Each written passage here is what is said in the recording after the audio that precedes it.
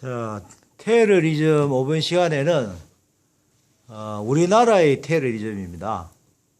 우리나라 테러리즘을 역사적으로 살펴보면은 1945년 8월 15일 해방 이후에 이제 출발을 보게 되는데 해방한 이후에는 그때 상당히 대한민국이 혼란했거든요.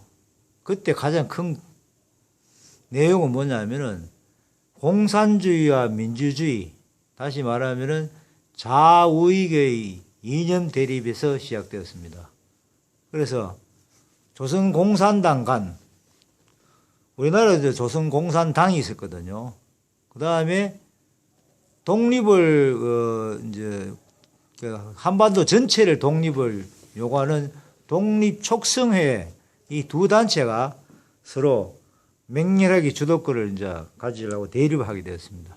이 가운데 여러분이 아는 김구 선생, 송진우, 영운영 이런 사람들이 암살 테러를 당하게 됐습니다. 그 이후에 이어진 것이 또 1948년 제주 4.3 폭동 사건이 일어나고 또 여수 순천 반란 사건이 여순 반란 사건이라고 있었습니다. 그러나 우여곡절 끝에 1948년 대한민국은 8월 15일 날 정부를 수립을 하고 그 다음에 이거 2년 안 되어가 6.25 전쟁이 발생되었죠. 이때는 북쪽에는 소련이 통치를 하고 남쪽에는 미국이 이제 군정을 하고 있었는데 이런 과정에 남쪽에 먼저 대한민국이라는 독립국가가 생기는데 소련이 김일성을 앞세워가지고 북한을 이제 통치를 하게 되죠. 그래서 이제 결국은 한 국가가 되기 위해서 김일성의 야유계가 6.25 전쟁이 시작된 겁니다. 이 전쟁은 1953년 종전을 이제 끝맞게 되는데 이때부터는 또 북한에 의한 남한에 대한 테러 사건이 활발하게 이제 벌어지게 됩니다. 그 다음 얘가 1958년 2월 16일 날 KNA 대한민국 코리아 내셔널 에어라인 그 KN 대한민국 공항 한국공항이죠 지금. 그 다음에 이 비행기가 결국은 민간이 먼저 이렇게 KNA 항공에 대한 34명을 납북을 한 사건이 생겨서 그 중에 24명이 돌아왔습니다만 그 사건이 이고 그 다음에 이 이후에 주도적으로 혼란 틈에 정치권이 많이 혼란했죠. 그래서 1961년 5월 16일 날 박정희 전 대통령에 의해 가지고 군사혁명이 이렇게 된 겁니다. 이 시기는 한마디로 하면은 일제 침략에서 벗어나가지고 일본이 히로시마 원자 폭탄을 두드려 맞고 패망한 이후에 철수한 이후에 우리나라의 이제 주체 세력에 의한 독립을 건국을 위해 노력하다가 결국은 남북한으로 이제 갈라진 시점에서 엄청난 혼란이 오면서 많은 테러리즘이 발생한 겁니다.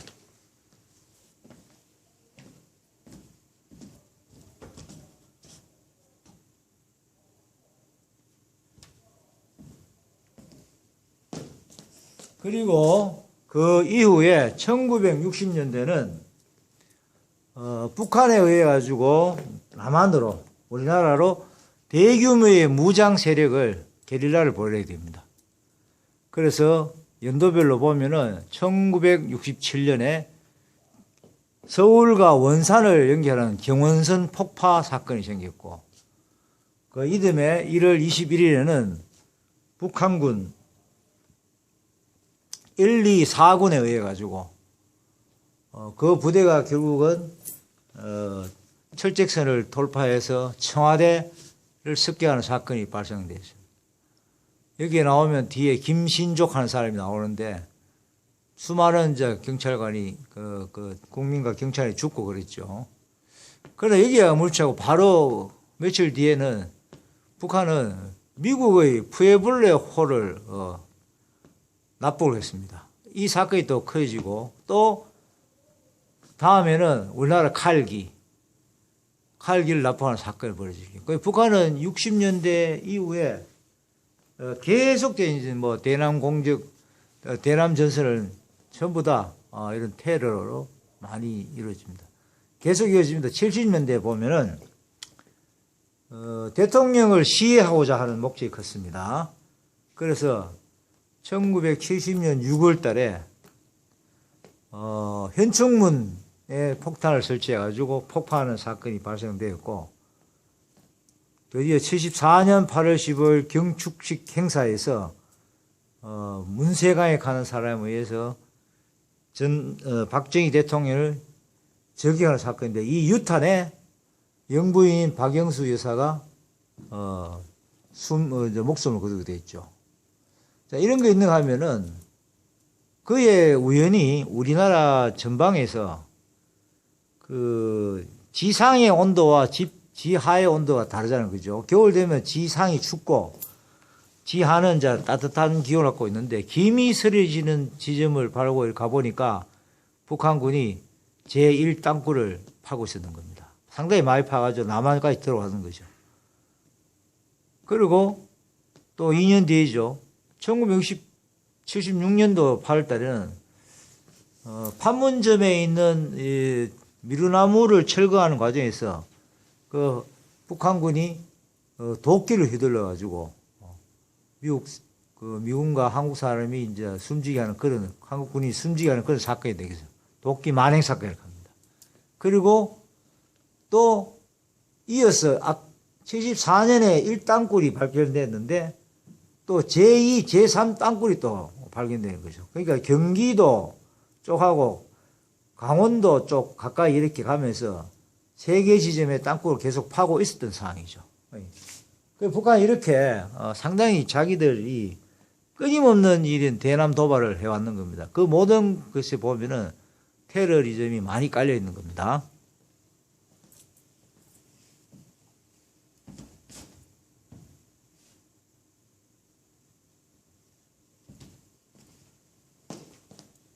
다음으로 80년대, 90년대를 보겠습니다. 80년대, 90년대 보면은 먼저 80년대는 대통령이 이제 우리나라 80년대가 그 국익이 이제 크게 해외로 이제 확대되면서 발전해 나가는데, 해외 대통령 순방이 이제 많아집니다. 그리고 올림픽을 치르게 되죠. 아시안 게임과 올림픽을 치러지는데, 이때 이것을 방해하기 위해서 지금의 미얀마, 그때는 버마를 했는데, 전두환 대통령이 83년에 미얀마를 국빈 방문해서 저 아웅산 가는 것은, 아웅산 폭파 사건인데, 아웅산 그 버마를 그 버마의 이제 국부가 아웅산 장군입니다. 현재 그의 딸인 아웅산 수지 여사가 역시 버마에 많은 이제 그 정치적 쪽에서 많이 혼자한데, 어쨌든 간에 아웅산은 군부가 많이 독점해 있죠. 현재까지도 그렇습니다. 버마와 태국 뭐 이런 쪽에는 군부 세력이 큽니다. 그 동남아시아, 라오스, 캄보디아, 베트남 다 이쪽에는 이제 군부의 힘이 커요. 그래서 전두환 대통령이 아웅산을 갔는데, 이 당시에 아웅산 묘지에 하려고 하락하는데, 이 북한군 2명이 해가지고, 그 북한군 2명이 미리 알고 가서 그 전에 아웅산 묘역 위에 천장에다가 원격 폭탄을 설치해 놓고, 주 버마 대사, 지금 미얀마 대사가 전두환 대통령 같이 멀리서 보면 머리가 없고 오일하기 좋습니다. 그래서 버마 대사가 도착하는 걸 보고 북한군이 원격에서 이 폭파의 스위치를 눌러보죠. 무선으로 가니까. 그러고 해가지고 우리나라에 13부 요인이 사망하는 그런 큰 사건이 생겼습니다. 마침 전두환 대통령은 아웅산 묘역으로 출발하기 전에 그 소식을 접했는데 아주 비참한 사건이 생겼습니다. 이후에 전두환 대통령 큰 충격을 받고 한국에 돌아와서 북한을 응징하려고 상당히 노력했는데 주위에 만류해서 더 이상의 일은 없었습니다. 그 이후에 또 3년이 지나는 시점에 북한군에 의해 가지고 김포공항, 여의도에 있는 김포공항을 폭파해서 32명이 사상을 입는 사건이 생겼죠. 또 다음에는 얼마 안 됐죠. 이제 6개월 뒤에는 87년 1월이니까 우리나라 동해에 있는 어선 동진호를 납북 채워가 뻗습니다. 그리고 그해 11월 29일 대한항공이 중동에서 한국으로 돌아오는 비행기 그 대한항공을 인도양 상공에서 공중 폭파시킨 사건이 생겼습니다.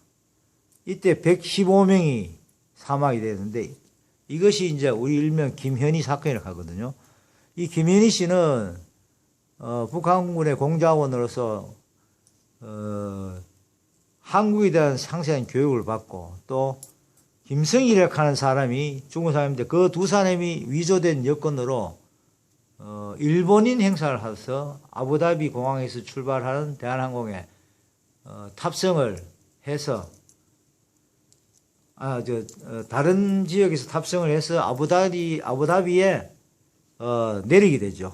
내리게 되고 그 다음에 시간 장입이 된 비행기에 설치된 폭발물은 결국은 인도양 상공에서 터져버려서 아직까지 이 대한항공 폭파에는 잔해를 못 찾고 있습니다.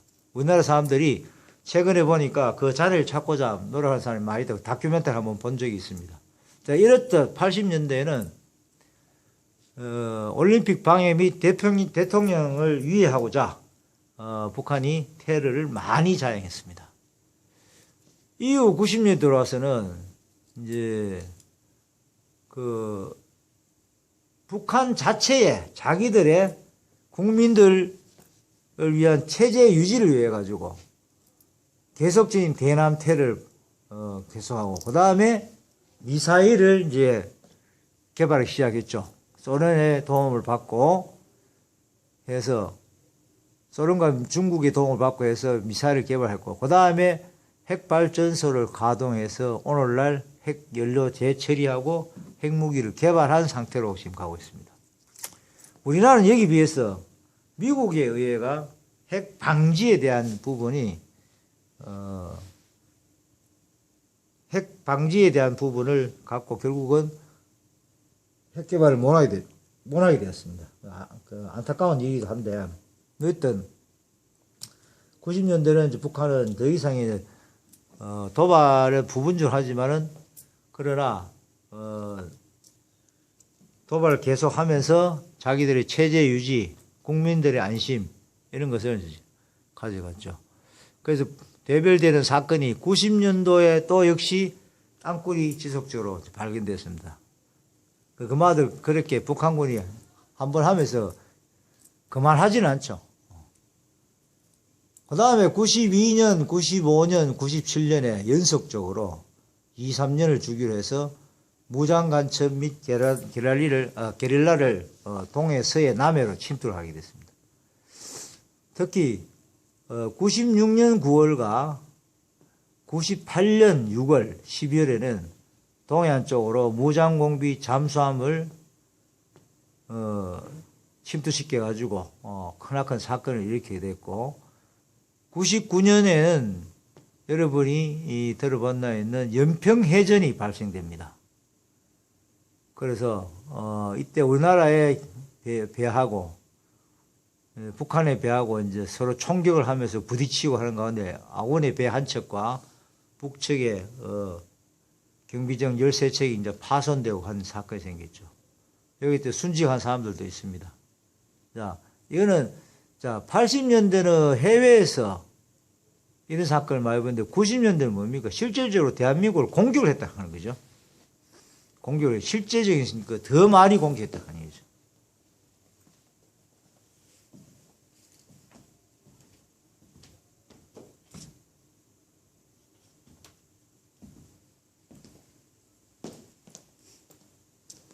자, 그러면은 앞서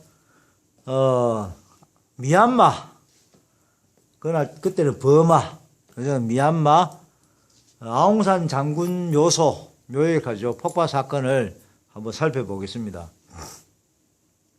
1983년 10월 달에 전두환 대통령은 서남아시아, 대양주, 이래 6나라를 공식 방문을 하거든요.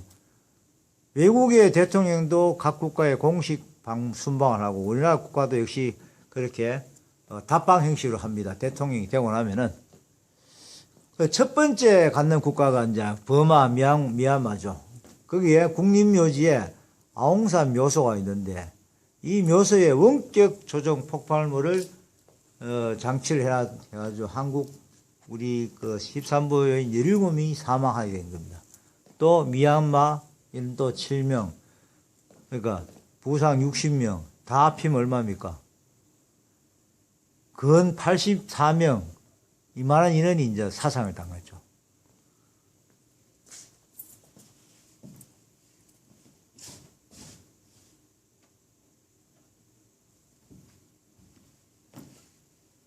자, 이 사건은 북한군이 어떤 측면에서 이제 주목을 했느냐? 자, 미얀마는 조금 아직까지 덜 개발된 국가죠. 그 당시엔 더 형편이 없었고 1983년에는 말할 것도 없죠.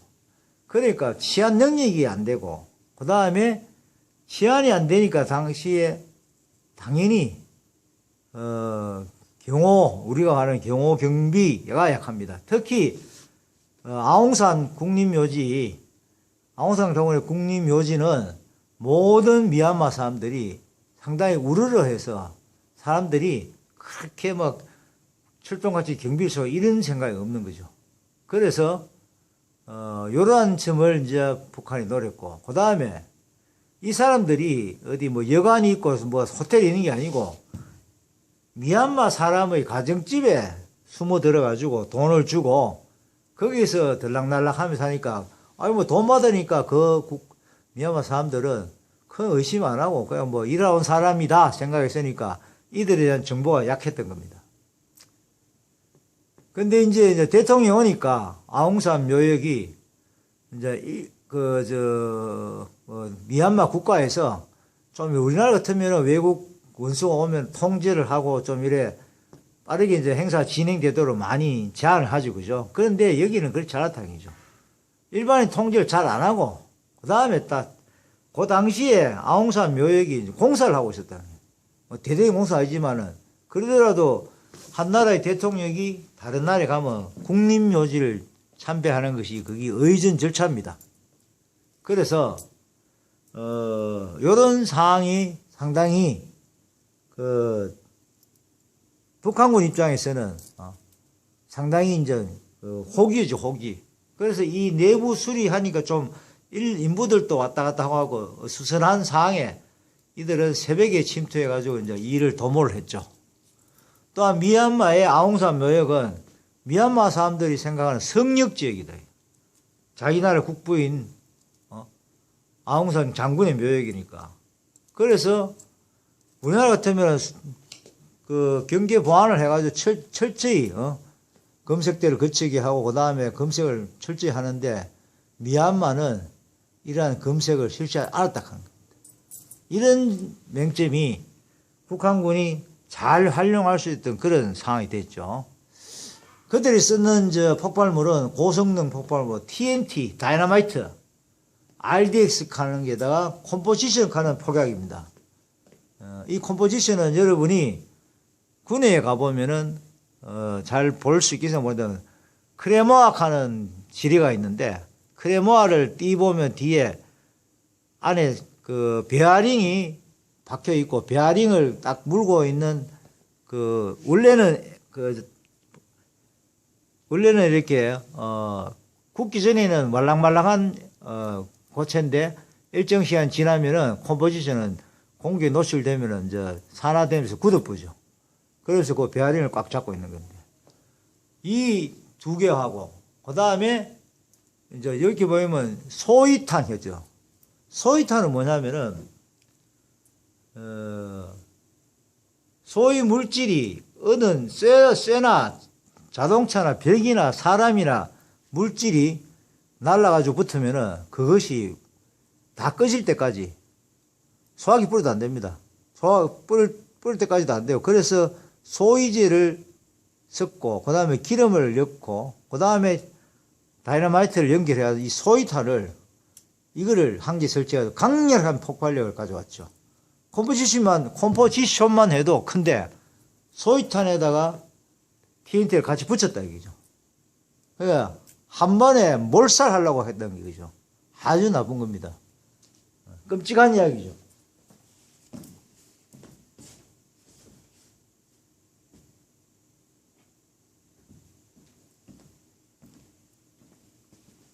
자, 이것이 그 당시에 폭파 직전 모습인데 좌측에 있는 사진은 저 서범석 씨네요. 저 키 크신 분이 총리하신 분이고 좌측에 있는 사람들이 이제 우리의 그 13부 여인이 전두환 대통령을 위해 도열해 있는 모습이고 우측의 사진은 그 현장에 이렇게 아웅산 묘소를 이제 공사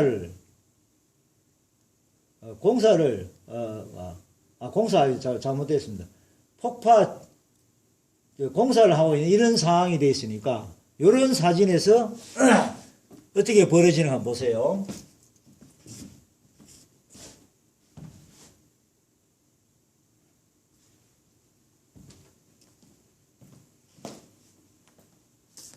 이 사진이 그 폭파하고 난 사진입니다. 좌측 사진 여러분, 사람들이 이제 확인을 더하고, 우측 사진이 뭡니까? 위에 대들보 다 떨어져가지고, 이 버마나 이쪽 지역은, 아시안 지역은 나무를 많이 사용합니다. 건축 구조에. 우리 같이 철근 콘크리트 잘 안 하고 나무를 많이 사용하는데, 그 앞에 바닥에 붉은 것이 보이죠? 저기 다 피입니다, 피. 그냥 완전히 다 나라가 없는 거죠. 참, 그러니까 사람이 온전할 수 있겠습니까?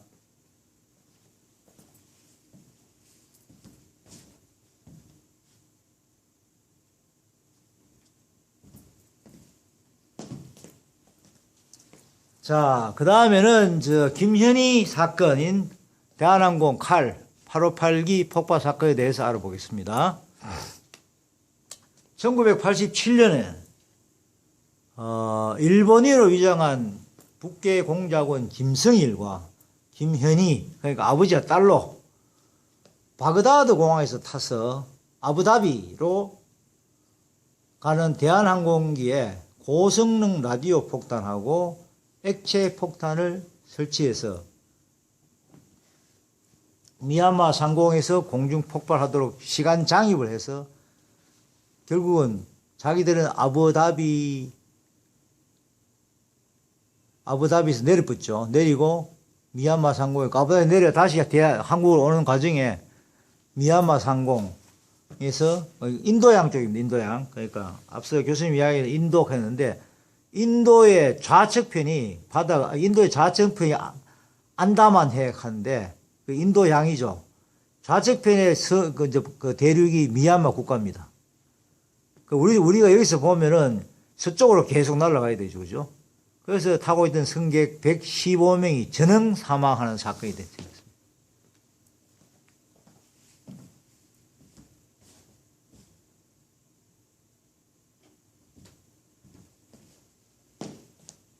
이때 북한의 김성일하고 김현희는 가져있던 폭약이 어떤가 하면은 보면은 일본 사람을 위한 일본 파나소닉 라디오에 C4 컴포지션 4다 이야기입니다. 아까 얘기했죠. 컴포지션 4. 이거는 컴포지션 가는 거는 오스트리아에서 만들어진 폭약이에요. 요 폭약과 액체 폭약을 설치한 후 9시간 뒤에 자동적으로 폭발하도록 조절해놨다.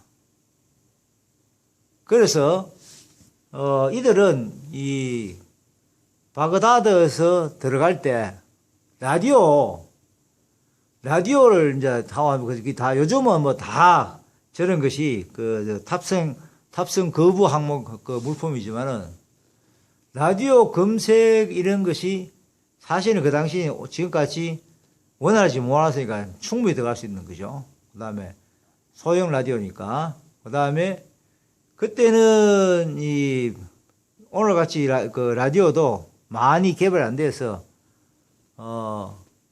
라디오 검색을 잘 안 하는 점과 그 다음에 배터리를 뭐 이렇게 빼고 나가라 하는 인지 않죠. 요즘은 전부 여러분 핸드폰 배터리라도 국내선, 국제선 탈 때는 항상 여러분 유의해서 배터리 관리를 잘 해야 됩니다. 배터리 절대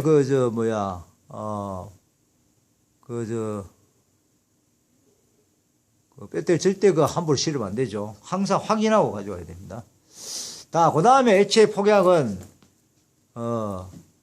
액체는 어떤 도화점이 있어야 되겠죠. 폭발하려고 하면은. 그래서, 앞서에 있는 컴포지션 4의 폭약이 터지는 순간에 이 액체 폭발이 증폭돼가지고 병행시켰으니까. 그러니까 뭐 7,000km 상공에서 당연히 폭발하면 날아가죠. 자, 항공기는 보통 지상에서 출발해가 이륙을 해서 서서히 고도를 높여나가지고 장거리에는 비행기가 다니는 길이 있습니다. 거기 항법 장치를 걸어가지고 조종사들이 계속 좀 편안하게 자동으로 이제 가게 돼 있는데, 그런데 그 7,000km 상공에는 여러분 우리가 현재 여기에 서 있는 자체의 기압은 1기압입니다. 1기압. 그러면 상층부로 올라갈수록 기압이 강해지겠죠. 그 강해지는 그때, 그러니까 그러면은 비행기가 외부의 압력에 의해서 동치가 찌그러지지 않게 하기 위해서 이제 그 드랄루민으로 만들어져 있잖아요. 그죠? 그걸 만들고 테스트 다 됐는데, 그런데 그 비행기에 작은 구멍이 생기면은 어떻게 됩니까? 외부 압력하고 밀고 들어옵니다. 그런데 여기에 짐칸에서 꽝 하고 터져버리면 뭐 해야 됩니까? 압력이, 바깥 압력이 엄청난데, 그러니까 결국은 항공기고 사람이고 뭐고 산산조각 난다 봐야 되죠. 그러니까 이런 무시무시한 짓을 했는 겁니다. 그래서 여러분이 칼 858기 사건, 김희 사건 이렇게 알아야 되는 겁니다.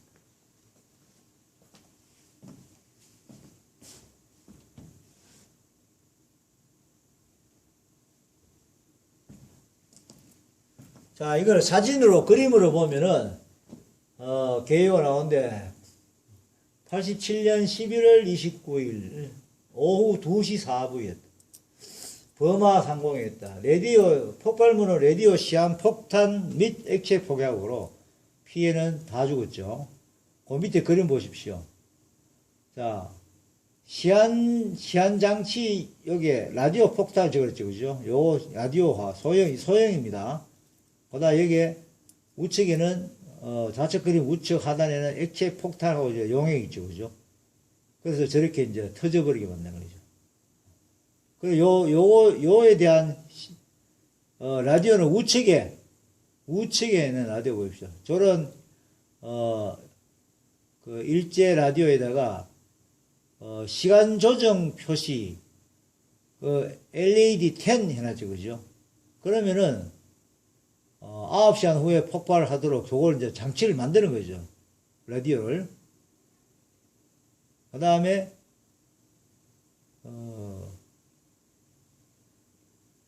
그러니까 거기 있으라는 거는 라디오 내부 폭발물 검색이 곤란하고, 폭약은 MD, 탐지에 곤란하고, 내관 폭약 분리 휴대 시 식별 색조에 곤란하다. 액체 목약술로 위장해가지고, 액체술로 술이라고 가져왔는 거죠. 그래서 요걸 이제 안 열어봤는 거죠. 남의 물품이니까. 결국 이렇게 되니까 이것이 다 합이 맞아져 가지고 시간과 맞아 다 터져버린 거죠.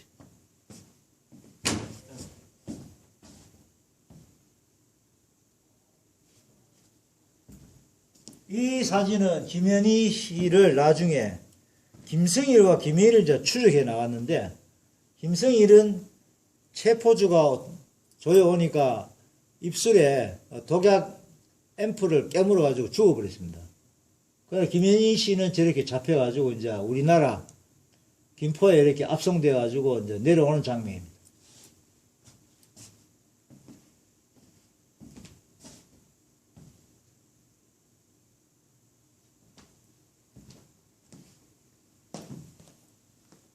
자, 그리고 2000년 이후에 이제 북한에 대한 테러리즘은 남북 정상회담이 2000년 6월 달에 이루어져 가지고 상호 화해를 하자. 상호 화해 조치를 하고, 이때 김대중 대통령이 아주 햇볕 정책으로 남북 간 서로 교류해서 협력을 하자는 분위기가 많이 조성이 되었습니다. 북한군은 80년도 10월 그들의 노동당 규약에 민족해방혁명과업 완수 명시를 어떻게 해놨느냐. 주한미군 철수 주장하여 화해와 전쟁 양면 전술을 사용하라. 또 미국과 일본과 직접 대화를 모색해서 자기 국가의 체제를 유지하는 전략하라. 이렇게 명시가 되어 있는데, 2000년대 우리가 저런 화해 무드가 햇빛 정책하지만 이 노동당 교육은 절대 안 바뀌거든요. 그건 지금도 마찬가지입니다.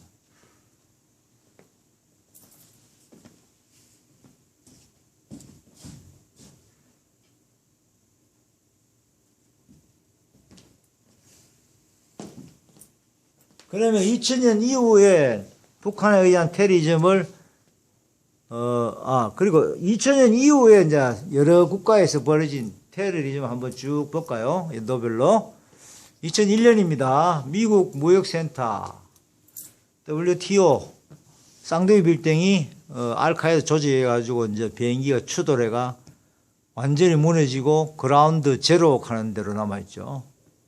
그 다음에 워싱턴 국방부와 펜실베니아 피츠버그 벌판에 그래가지고 떨어져 2,900여 명, 2천억 불 피해 나와 있습니다.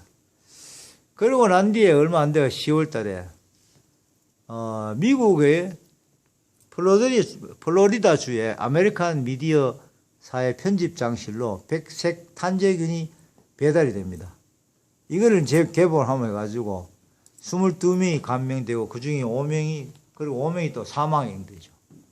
이러면은 인도네시아 발리 섬에 있는 나이트클럽이 폭파돼가지고 200명 사망에 300명 부상. 여러분, 발리 섬 좋다 하지만 인도네시아는 저기는 이슬람 국가거든요. 그러니까 나중에 여러분이 요즘은 뭐 코로나 때문에 발리 섬을 못 가지만, 자, 그러므로 해가지고 플로리다에 있는 이 탄저균이, 인도네시아는 여러분이 갈 때 상당히 조심해야 됩니다. 그 다음 2000년 10월 달에 모스코바 톰 클로이드 극장에 체첸 공화국에 러시아의 아직 독립하지 못한 체첸 공화국이 이 분리주의자들이 총결되고 난입해서 800명을 인질극을 삼아가지고 100명, 인질병 50명이 죽었죠. 많이 갔죠. 인질명 50명과 100명의 인질이 사망이 됩니다. 이후에 유럽에서는 스페인에서 마드리드 열차를 폭발해서 이때 휴대폰에 알람을 해가지고 시한 장치를 했거든요. 부상 1,500명, 사망 200명에 하는 사건이 생겼습니다.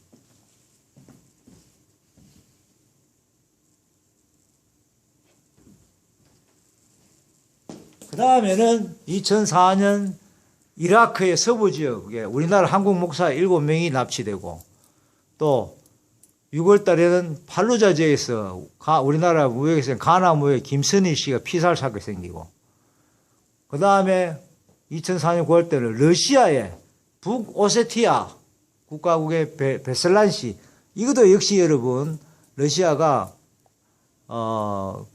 인근 공화국 소비에트 연방에서 독립 안 시키준 국가죠. 공립학교에 1,500명의 인지를 잡고 어린이 155명을 포함한 400명이 사망하고 1,000명이 부상하니까 그러니까 1,500명 중에 거의 다 당했는 거죠.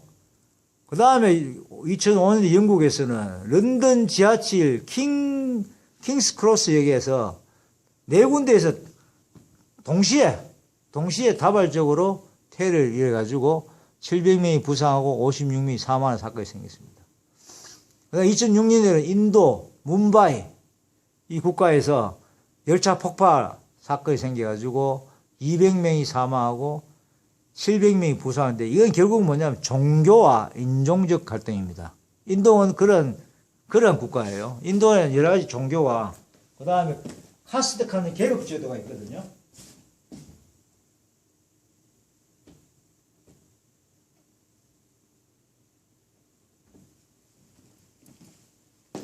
자, 오늘은 북한 테러리즘과 세계의 2000년대 이후에 일어났는 테러리즘의 내용을 한번 살펴봤습니다. 우리는 항상 북한에 대해서는 이 경계를 해야 됩니다, 여러분. 북한을 믿지 말라 하는 것이 아니고 북한에 대한 변화는 상당히 많다. 오늘날 여러분이 신문지상에서 미사일 쏘고 뭐 하는 거 많이 보죠. 그런 점이 있고, 그 다음에 세계 각국에도 이러한 종교적 문제와 인종적 갈등에 의해 가지고 테러리즘이 자행되는 지역이 상당히 많습니다. 그 지역을 여러분이 깊이 외교부 채널을 통해 가지고 사이트들과 확인하고 여행할 때 미리 내가 조심해서 나중에 여러분이 억울한 일이 없도록 하기 바랍니다. 자, 오늘은 여기까지 수업을 하도록 하겠습니다. 수고했습니다.